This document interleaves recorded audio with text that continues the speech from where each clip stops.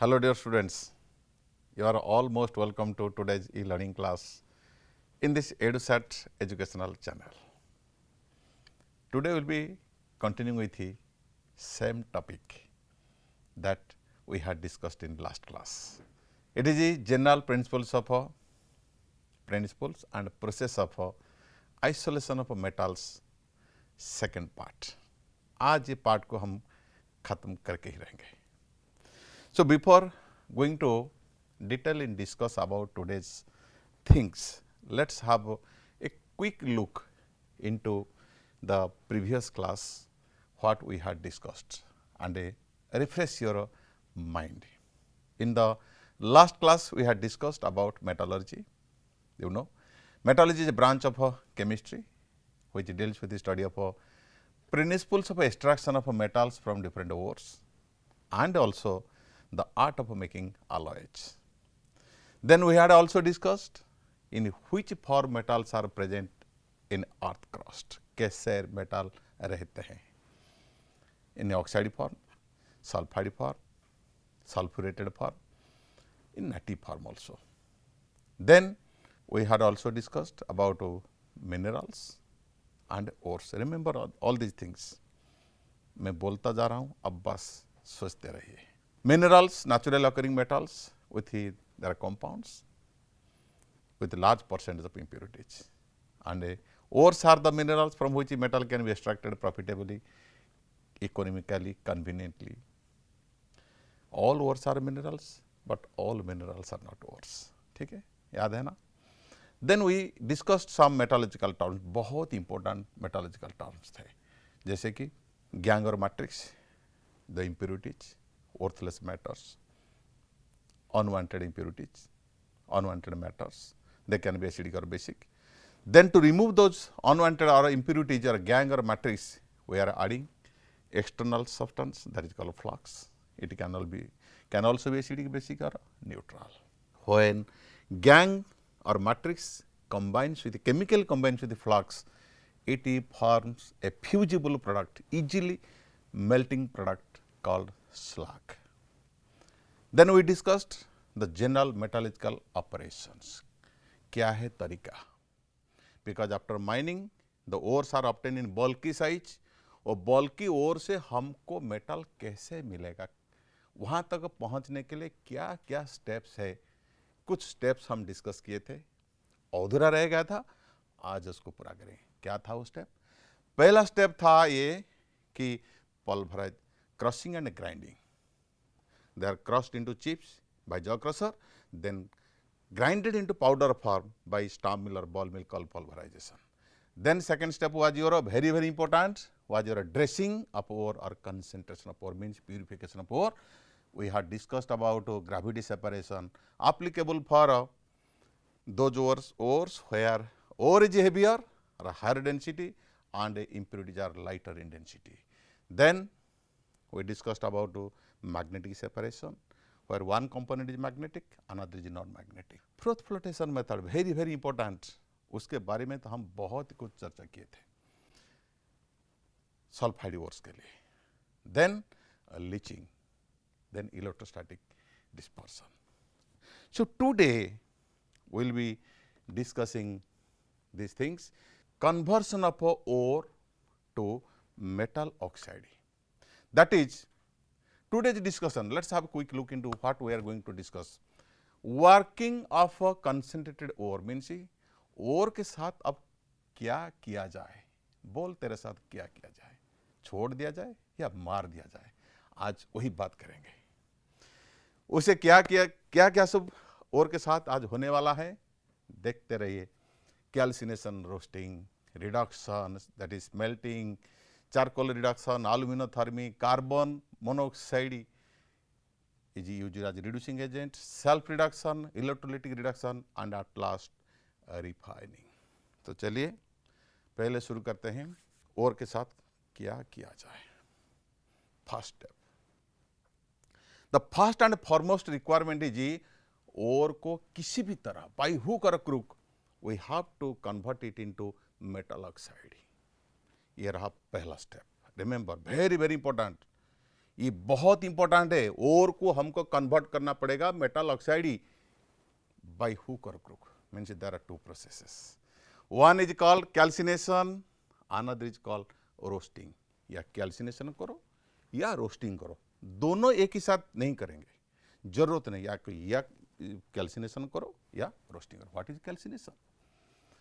Calcination is a process. Calcination is a process of heating ore, concentrated ore in a reverberatory furnace. Remember, that furnace is called a reverberatory furnace with limited supply of air, or in the absence of air. air ना दिया जाए तो अच्छा है, अगर देना है तो थोड़ा सा, in the presence of a little quantity of air or in the absence of air. Heat करो, मारो, लेकिन कत्ल मत करो, ऐसा बात है। हीट करो below it's melting point, melt करना नहीं, with limited supply of air. So it is a process of heating concentrated ore with limited supply of air below its melting point in a reverberatory furnace. What are the outcome of this calcination? So many times this has been asked in the examinations, बहुत important examinations के लिए। What happens in calcination? Your carbonate ores, purpose is to convert it into oxide. Carbonate ores are converted into oxide, number one. Your hydroxide ores are also converted into their oxide. देखो कैसे होता है oxides. And also hydroxide ores like aluminum hydroxide, it is converted to oxide. वही तो हम चाहते हैं। Even your hydrated ores can also be dehydrated. Like if you have water of crystallization, that will be removed and give you oxide ore. Another important thing, moisture is lost. जितने सारे moistures है वो भी उड़ जाएंगे, जितने सारे volatile impurities है वो भी उड़ जाएंगे, तो ultimately ore will become porous, spongy like a cake. खाना नहीं है, उसको खाना नहीं है. If ore becomes spongy, it will be very, very easier for extraction of metals. ये बात बहुत important है. What is roasting? Roasting is the same process, but difference is that here the concentrated ore is to be heated with the excess supply of air, free supply of air. वहाँ से air नहीं देना है, यहाँ पे air ज़्यादा देना है, जितना संभव दो. क्या होगा इससे? देखो, this type of process is applicable for sulphide ores. Very very important, sulphide ores. You see cuprous sulfide, when you heat it with the purpose is to convert to oxide, cuprous oxide, sulfur dioxide, ferrous oxide, ferrous sulfide, again is converted to oxide. So purpose is to convert to oxide. Another important thing, if non-volatile impurities like phosphorus is present, phosphorus जाने वाला नहीं है छोड़ के, तो अगर उसको हम रोस्टिंग करेंगे, देखो देखो देखो क्या होता है, तो it becomes phosphorus pentoxide. It is volatile, वो छोड़ के जाएगा. सिमिलरली आर्सेनिक अगर है, वो जाने वाला नहीं है, तो रोस्टिंग अगर करोगे, तो during roasting it is also converted to its corresponding pentoxide, and this is volatile. And if sulfur is present, it will also leave the sample as a sulfur dioxide. कितने फायदा मिला देखो हमको. Sulfide ores are converted to oxide and non-volatile impurities are converted into their volatile form and leave the sample. Moisture is lost, ore becomes porous and spongy, and again extraction of metal becomes easier. हो गया ना? बात खत्म. Now ore is converted to metal oxide. अब की बारी, अब क्या करेंगे? मेटल ऑक्साइड हो गया, वेरी सिंपल. हमारा जो प्लानिंग था, क्या? ऑक्सीजन पकड़ा दो उसको, उसके बाद ऑक्सीजन को छीन के ले जाएंगे उससे, ऑक्सीजन उससे अलग करेंगे, ऑक्सीजन को उससे अलग करेंगे. That is called reduction. जब मेटल से ऑक्सीजन दूर हो जाएगा तो मेटल अकेला ही आ जाएगा, वही तो हम चाहते हैं। तो next is reduction and that is called smelting. अब मेल्ट करने की बारी आ गया।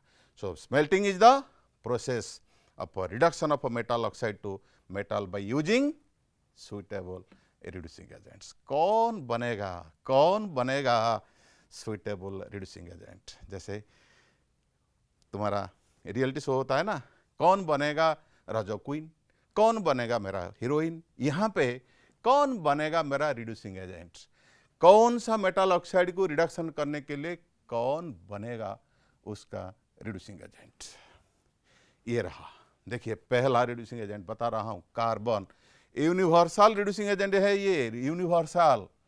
हायर टेम्परेचर में it is the best reducing agent. सारे के सारी ऑलमोस्ट लगभग बहुत ही सारी मेटल्स ऑक्साइड को रिडक्शन करने की क्षमता उसके पास है।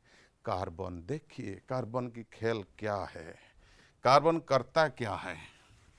तो इसीलिए सिर्फ कार्बन नहीं, कार्बन को देखिए, कार्बन तो जमीन पे रहता है, वो ढूंढता है कि मुझे ऑक्सीजन मिल जाए, तो जैसे कि उसके साथ पंख लग जाएगा, वो आसमान में उड़ने लगेगा।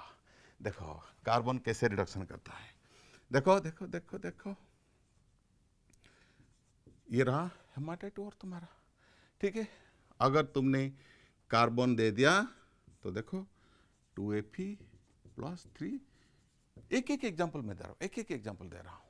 ये रहा तुम्हारा जिंक ऑक्साइड, जिंक ऑक्साइड ले लो, जिंक ऑक्साइड ले लो भैया, you can also get, it can also reduce zinc oxide and also lead oxide, PbO, carbon डाल दो, so you will get Pb + CO। Carbon के साथ carbon monoxide is also very good reducing agent. देखो carbon के साथ carbon monoxide ही Fe3O4 hematite + 4CO, carbon monoxide also act as, because carbon monoxide is produced in the blast furnace itself, furnace के अंदर में वो पैदा होता है और वहीं से वो रिडक्शन करता है। So you get 3Fe + 4CO2। देखो carbon monoxide is also used as very good reducing agent, but not like carbon. ठीक है, ये देखो बस। और कुछ वोर्स है, और कुछ मेटल ऑक्साइड्स है, they cannot be reduced by carbon or carbon monoxide, and they can be only reduced by aluminum. So third case is aluminum is used as a reducing agent, we call it aluminothermy. Aluminothermy or Goldsmith process, very important. Remember, this is very important for all types of examinations, देखो aluminium किस किस को reduction करता है, कौन सा metal oxide को reduction करने वाला है? सिर्फ और सिर्फ 3, titanium dioxide, chromium oxide and manganese oxide. बस एल्यूमिनियम बैलेंस कर सकते हो,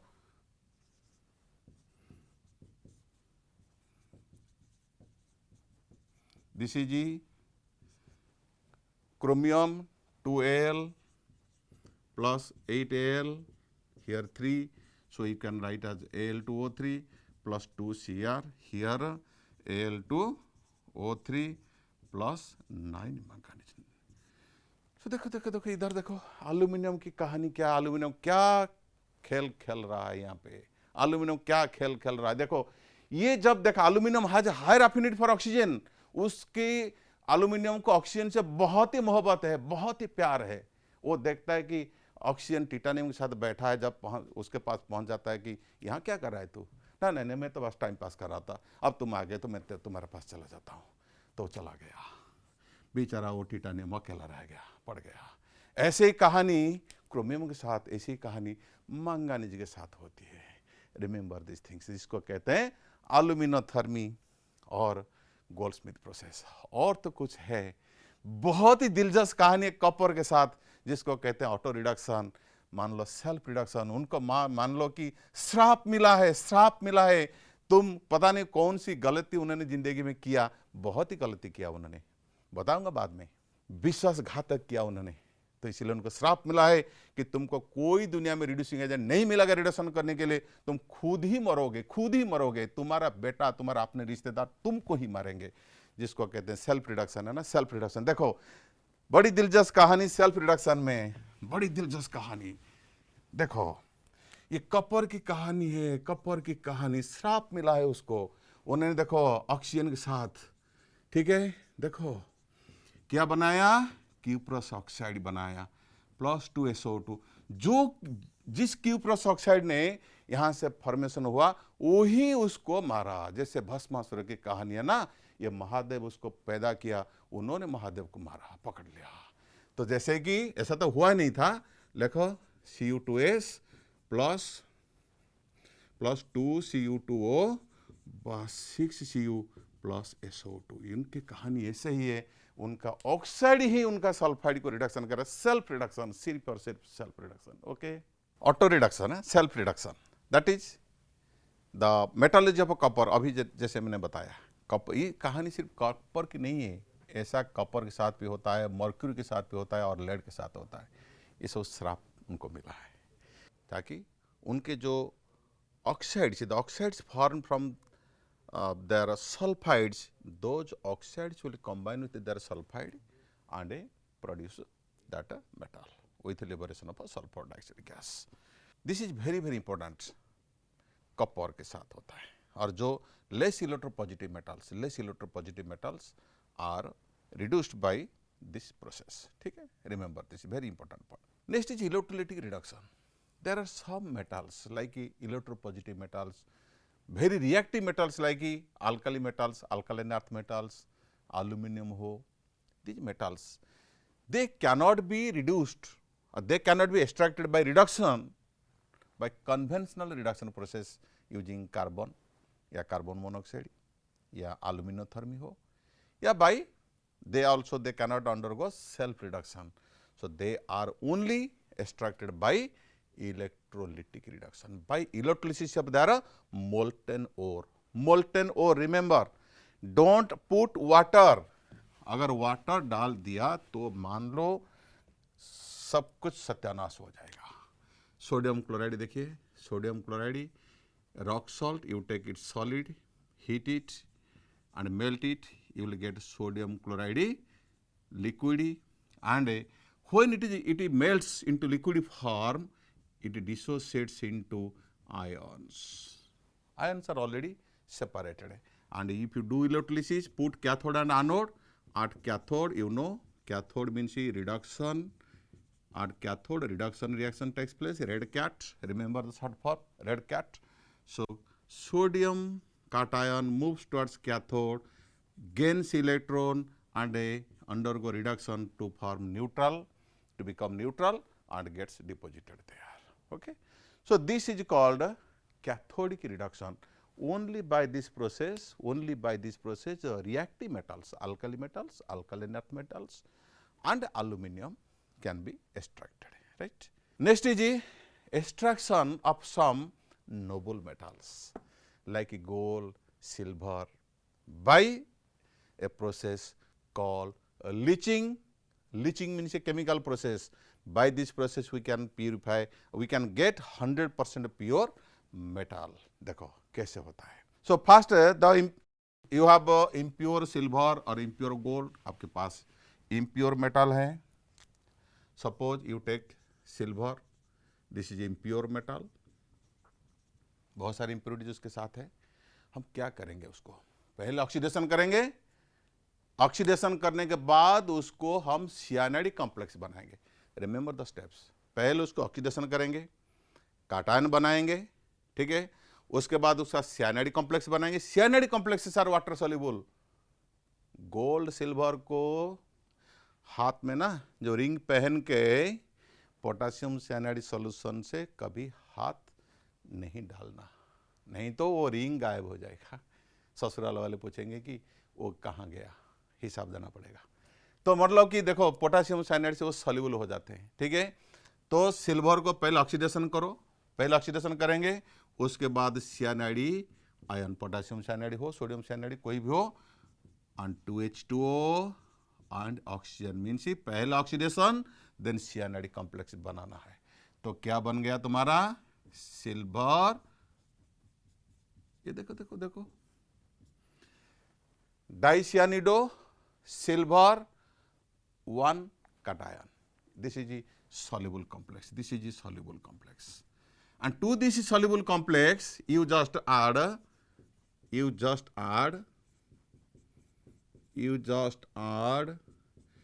zinc metal.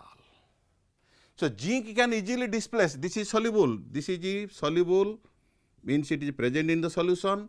Zinc डाल दो. Zinc will replace silver. Zinc will replace silver. Silver will come out.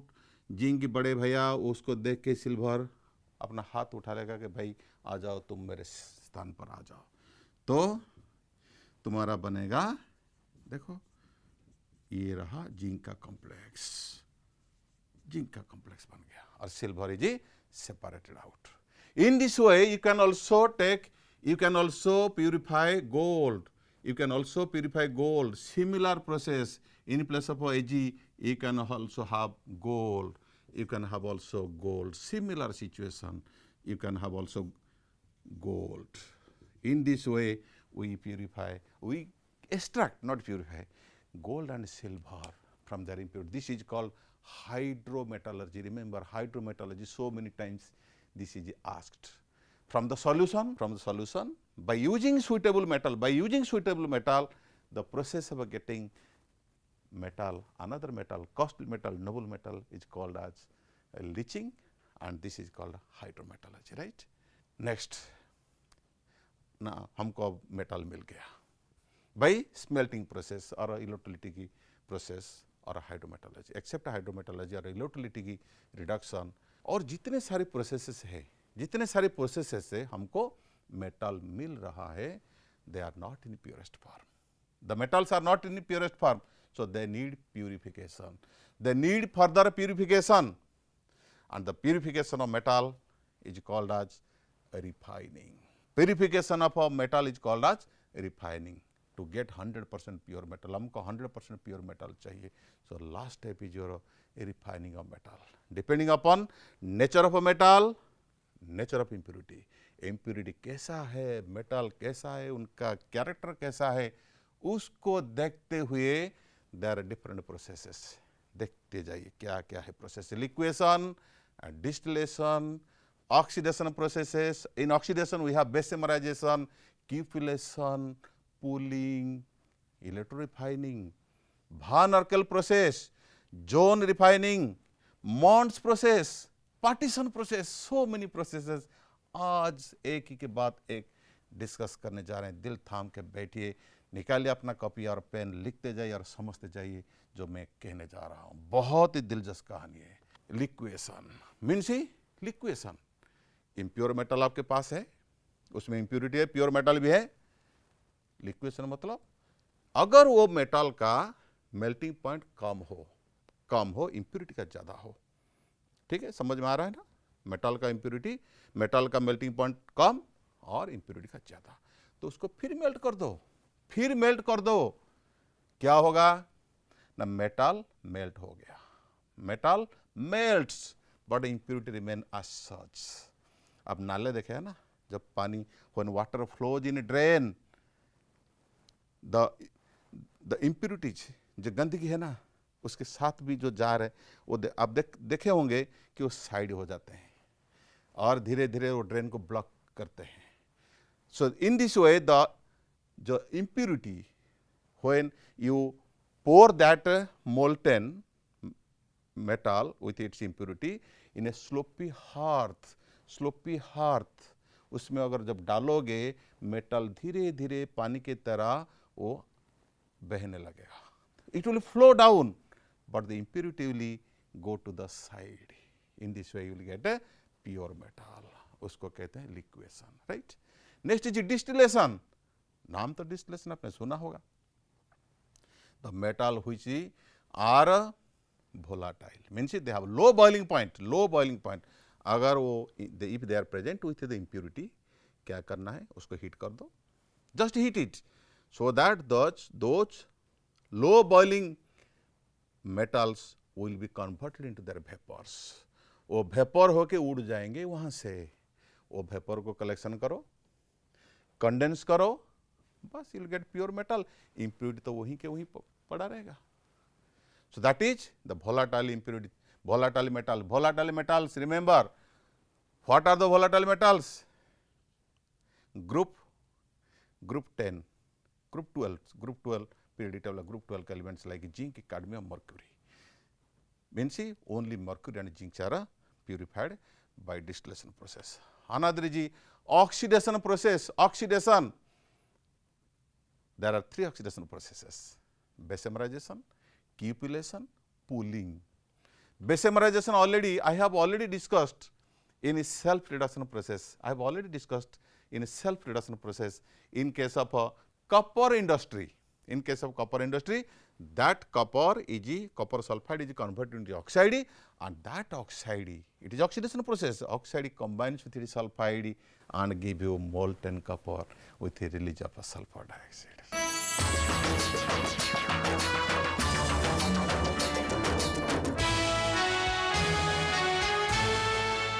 तो ऑक्सीडेशन प्रोसेस जैसे मैंने बताया कि 3 तरह के होते हैं: bessemerisation, next is your cupellation and poling. Bessemerisation मैंने डिस्कस भी कर चुका हूँ, जैसे कि तुम्हारा कॉपर का और लेड का भी ऐसे ही होता है। That means there are sulphides are converted into their oxides, and those oxides again combine with those sulfides and reduce those sulfides to corresponding metals. It is called self-reduction. We have already discussed. And देखो, the other impurity which are present, the cuprous sulfide gets converted into cuprous oxide. So cuprous sulfide, देखो cuprous sulfide और ferrous sulfide, एक बात यहाँ पे मैं कहना चाहूँगा कि दोनों साथ साथ में थे, साथ साथ में रहा करते थे। उनको हम कहते हैं मोल्टेन मेट। मोल्टेन मेट जैसे कि तुम्हारा क्लासमेट, रूममेट, ऐसे वो मोल्टेन मेट जन्म जन्म का साथ हुआ करते थे कभी। लेकिन क्या हुआ ना, ये क्यूप्रस सल्फाइड क्यूप्रस ऑक्साइड हो गया, तो क्यूप्रस ऑक्साइड क्यूप्रस सल्फाइड के साथ कंबाइन करके उन्होंने they form molten copper. Here copper is extracted and sulfur dioxide gas is released. But what happens to ferrous sulfide? Ferrous sulfide is also converted to corresponding oxide, and ferrous oxide इसका कोई नहीं दुनिया में, ये तो self reduction होने वाला नहीं है। तो ये सिलिकॉन डाइऑक्साइड, ये रहा तुम्हारा इम्प्योरिटी, ये रहा फ्लॉक्स, मिलके बना दिया फेरस सिलिकेट। वो स्लैग के रूप में निकल गया। ये रहा कहानी। So this is bessemerisation. Next is your cupellation. Cupellation, this process was followed in bronze age. बहुत ही जमाना पहले जमाने की बात है, उसी टाइम पे जो the people were following this process of extraction of silver from lead ore. Lead ore के साथ कुछ सिल्वर था, उसी लेड ओर से सिल्वर को निकालते थे। कैसे? क्यूपुलेशन।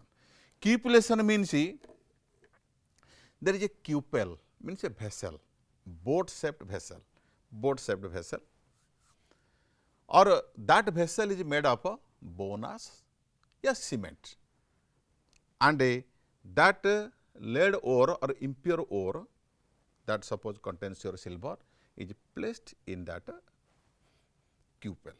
ठीक, उसी क्यूपेल के अंदर में उसको रखते हैं, and then it is heated strongly, very strongly with supply of oxygen, with supply of air. और ऑक्सीजन नहीं मिला तो ठीक, एयर सफिशिएंट डालो, एयर में तो 20% ऑक्सीजन है ही। So in that cupel, when that impure ore which contains precious metal like silver is strongly heated with the air, what will happen? The impurity of lead or some other impurities, they are converted into their volatile oxides. They are converted into volatile oxides and leave the cupel, and your silver is left as such. हमको pure silver मिल गया। अगर वो volatile नहीं है तो that means the impure metal is converted into oxide and from that oxide it can be removed as a slag। ठीक है, impurity को हम वोलेटाइल ऑक्साइड करके निकाल सकते हैं या उसको हम स्लैग करके निकाल सकते हैं, तो फाइनली सिल्वर ही रह जाएगा। ये तो एंशिएंट प्रोसेस है। बहुत ही पहले ये प्रैक्टिस इसी प्रोसेस से सिल्वर को एक्सट्रैक्शन करते थे लोग। ठीक है, आना जी पुलिंग। ये पुलिंग क्या है? ये इलेक्शन का कोई कोई वोट पुलिंग नहीं हो रहा है, कोई ऐसा कुछ नहीं है। ये पुलिंग मीन्स ही नॉट रिलेटेड टू इलेक्शन। ये क्या है ना, कुछ मेटल तो ऐसा है कि उनकी भी जो बिरादरी है, भाई है ना, वो उनके लिए मुसीबत पैदा कर रहा है।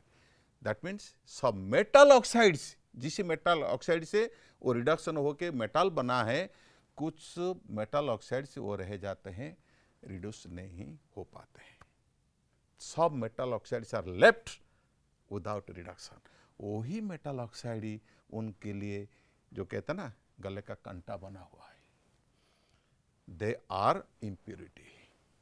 अपना भाई है ना, वो जैसे कहते हैं विभीषण है ना, वो ये impurity.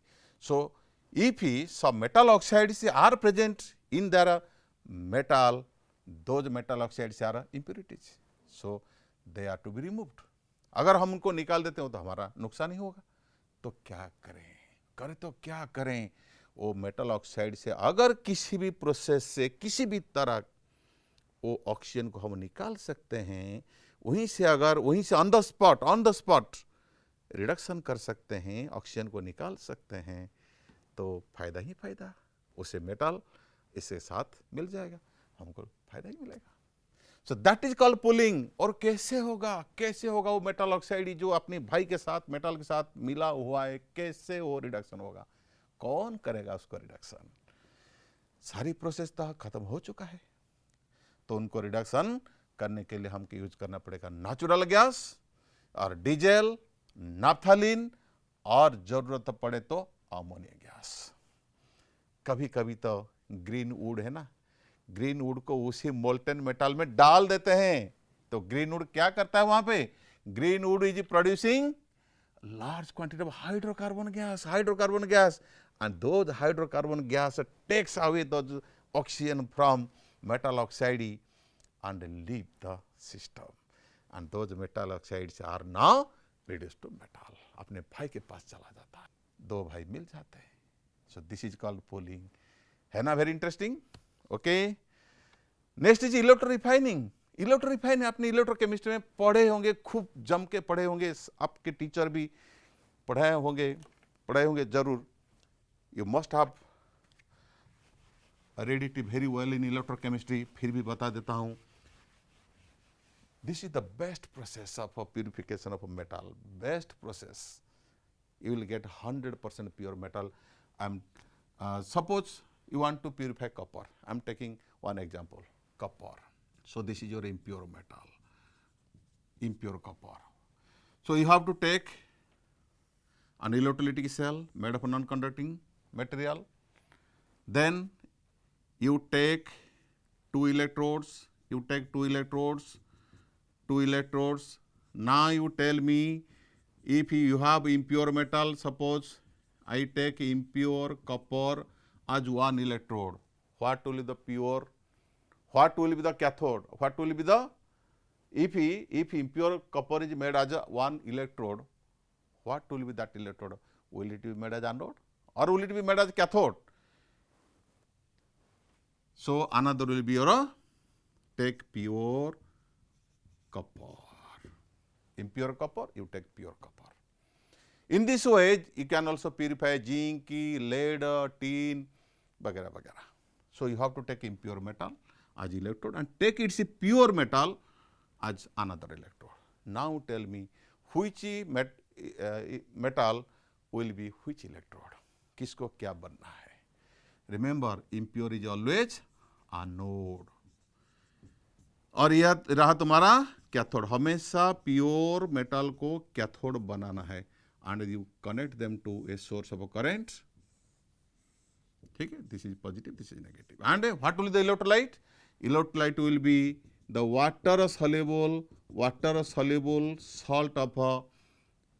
soluble salt of the metal, like acidified copper sulfate solution. You have to add little H2SO4 to prevent it from hydrolysis, dilute H2SO4. So this is the electrolyte. Remember, समझ में आ रहा है ना? Impure metal is made as a anode. Pure metal is made as cathode. Electrolyte taken is suitable water soluble salt of the metal. In case of copper, impure copper is anode, pure copper is cathode, and copper sulfate, acidified copper sulfate solution is the electrolyte. What is the reaction? You see, copper sulfate ionizes to give you copper cation and a sulfate anion. At cathode, who will travel to cathode? Copper cation migrates to cathode, pick up 2 electrons and undergo reduction and get deposited there. So, copper is deposited here. Copper sulfate, copper cation, sulfate anion. Remember, the copper cation from electrolyte is now deposited at the cathode on its surface. Now, sulfates are left as such. Sulphate बेचारा क्या करेंगे? वो भागते भागते जाएंगे impure metal के पास, वहाँ पे जाके रोना धोना शुरू कर देंगे. वो कहे कि यहाँ क्यों रो रहे हो ना, हमारा पार्टनर हमको छोड़ के चला गया, हम कैसे जिंदगी कैसे जिएंगे? तो उनका जो प्रॉब्लम देखा नहीं गया. तो एनोड में क्या हुआ? एनोड देखो देखो क्या होता है एनोड में. बेचारे जो कॉपर सॉलिड जो एटम्स थे ना, वो अपना 2 electron, they lose their 2 electrons and become cation. वही तो चाहता था, वही तो सल्फेट चाहती है कि तुम मेरे साथ आ जाओ. वो मुझे छोड़ के चला गया तो क्या हुआ? तुम तो हो ना. सो उसकी चक्कर में वो अंदर आ गया. जब अंदर आ गया तो देखा कि ये सल्फेट के साथ उसका जो रिश्ता रिलेशन ठीक से नहीं बन पाया, तो उन्होंने फिर उसको छोड़ के चला गया कैथोड, और कैथोड में जाके फिर इलेक्ट्रॉन को लेके डिपॉजिट हो गया. मतलब प्योर कॉपर, सुनो ध्यान से सुनो, pure copper from anode undergoes oxidation, 2 electron छोड़ दिया यहाँ से, और it comes to the solution as copper cation. Again copper cation goes to that cathode. That means the copper comes to solution as a copper cation and again from solution it goes to cathode.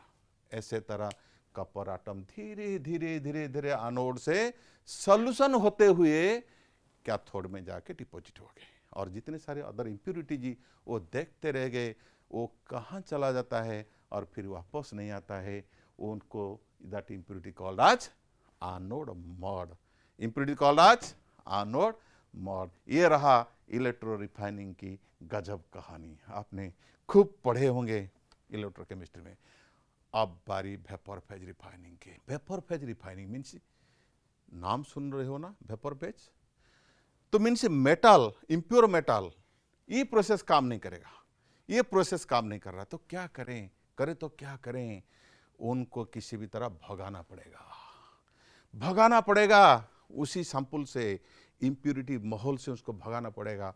तो means there are 2 steps. पहले उसको अपना जो कुछ volatile compound से convert करना. Impure metal नहीं जा रहा है, convert it into volatile compound. हमको ढूंढना पड़ेगा इसका कौन सा कंपाउंड वोलेटाइल है, उसी कंपाउंड को कन्वर्ट करना है. और वो वोलेटाइल कंपाउंड होने के बाद जब उड़ जाएगा, बाहर उड़ जाएगा, उसको पकड़ के लाना और उसको फिर डिकम्पोज कर देना. मतलब यहाँ पंख लगा देना, भगा देना, पकड़ के फिर पंख को काट देना, वो आ जाएगा. So it is first, that means you have to convert it into its vapor phase, then decompose that vapor phase, you will get that metal in purest form. So in vapor phase refining you have best process is your Mond's process. Mond's process, remember Mond's process. Mond's process means nickel. Nickel is purified by this metal. this process, Mond's process. Nickel is purified by this process. Here carbon monoxide, remember impure nickel पड़ा हुआ है, carbon monoxide 50 to 80 degree Celsius temperature में आ गए, 4 carbon monoxide भगा के ले गए, उसको निकल टेट्रा कार्बोनिल कॉम्प्लेक्स बना डाला, उसको भगा के ले गए और रास्ते में हमने उसको पकड़ लिया।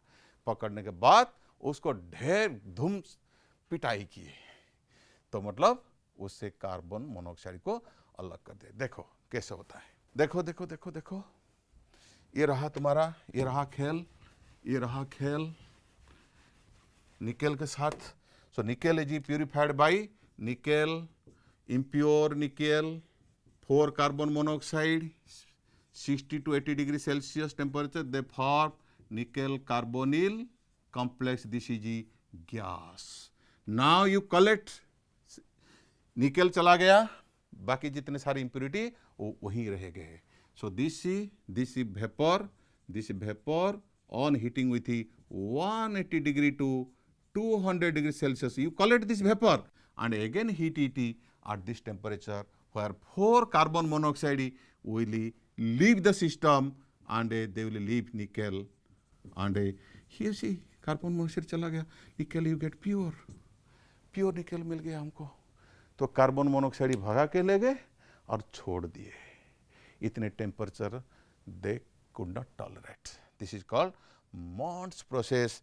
Remember, Mond's process is very, very useful for purification of nickel metal.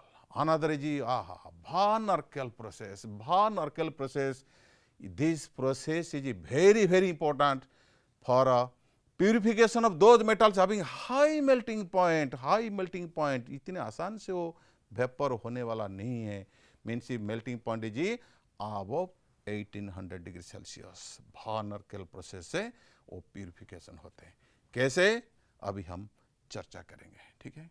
भान Arkel process very very important for ultra purification of zirconium and titanium. एक ही साल शायद 2020 या 19 CHS में ये सवाल पूछा गया था कि भान अर्केल प्रोसेस क्या है। सो जिरकोनियम और टिटानियम देखो कैसे होता है, ये मॉन्ड्स प्रोसेस से अलग है। देखो देखो देखो देखो, ये रहा तुम्हारा, ये फिलामेंट है, ये बल्ब है, देखो ये बल्ब है, इसमें तुम्हारा ये रहा टंगस्टन फिलामेंट, ठीक है। इसके अंदर में तुम्हारा टिटानियम हो या जिरकोनियम इम्प्योर मेटल लिया गया है, ठीक है। Now you heat it, this is filament, tungsten filament, electric bulb के अंदर जो फिलामेंट होता है ना वही। And you take some iodine, mixture of zirconium और titanium impurity along with your iodine. You take sufficient quantity of iodine and heat it with, you see, titanium plus 2I to heat it with your at 600 degree Celsius. Okay, you take zirconium. Let us take zirconium. So you get zirconium iodide. So जैसे ही zirconium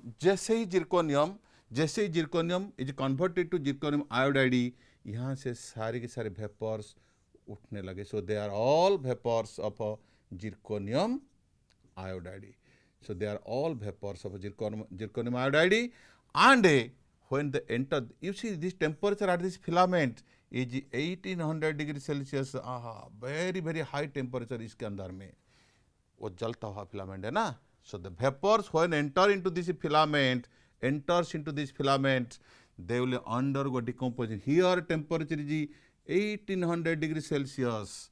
So immediately that zirconium iodide undergoes decomposition, give you zirconium and iodine vapor. तो मतलब इसके साथ filament में zirconium चिपक जाएंगे. They will stick to the filament and also they will be filled in the cavity of that zirconium, and iodine will be vaporized. And again that iodine vapor can be recycled. When iodine vapor comes back and react with the remaining impure zirconium or titanium, again convert it into volatile zirconium iodide और titanium iodide and again that undergoes decomposition। ऐसे तरह impurity से जितने zirconium और titanium है वो सारे के सारे जाके फिलामेंट के अंदर घुस जाएंगे। दैट इज 100% प्योर जिरकोनियम और टिटानियम। अल्ट्रा प्यूरिफिकेशन उसको कहते हैं। बात ऐसा है कि ना उसके अंदर में एयर नहीं रहना चाहिए, बस air must be absent, means oxygen and nitrogen must be removed from that chamber. Okay, another is crawl process. Crawl process, देखो क्रोल प्रोसेस में क्या होता है, कुछ मेटल तो मेटल ऑक्साइड है वो अपना ऑक्साइड को खोना नहीं चाहते, कुछ भी हो जाए उनके ऑक्सीजन के साथ इतना लगाव है, इतना प्यार है को छोड़ने के लिए वो तैयार नहीं है। अगर वो जितने भी सारे रिड्यूसिंग एजेंट लगा दो, ना सेल्फ रिडक्शन होंगे ना इलेक्ट्रोलिटिक रिडक्शन हो रहे, सारे के सारे परेशान है, वो ऑक्सीजन छोड़ने के लिए तैयार नहीं है। तो क्या क्या करेंगे उस सिचुएशन में, क्रोल प्रोसेस क्या करेंगे। जैसे titanium, example titanium, titanium dioxide हो कितना स्टेबल मॉलिक्यूल है, कब भी छोड़ेगा ही नहीं, कुछ भी हो जाए दुनिया में। लेकिन हमको टिटानियम कैसे मिलेगा, तो टिटानियम डाइऑक्साइड को हम टिटानियम क्लोराइड कंपाउंड कर देंगे। ठीक है, so there you just by doing chemical reaction convert it into their chlorides. देखो टिटानियम क्लोराइड, डाइऑक्साइड से हम परेशान हो गए, टिटानियम डाइऑक्साइड से हम परेशान हो गए, तो इसलिए टिटानियम टेट्राक्लोराइड ले लिए, उसके साथ मैग्नीशियम मेटल का रिएक्शन कर दो, बस मैग्नीशियम मेटल के साथ रिएक्शन कर दो, अंदर में इनर्ट गैस 1100 केल्विन, थोड़ा सा हायर टेम्परेचर चाहिए, तो देखो क्या होगा, मैग्नीशियम भगा के ले जाएगा क्लोराइड क्लोरीन को यहाँ से, तो छोड़ देगा टिटानियम और 2MgCl2। ठीक है, ये भी प्योर था, लेकिन ये कंपाउंड फॉर्म में था। कौन सा कंपाउंड, क्लोराइड कंपाउंड था। ठीक है, so Kroll process is a process in which metal chloride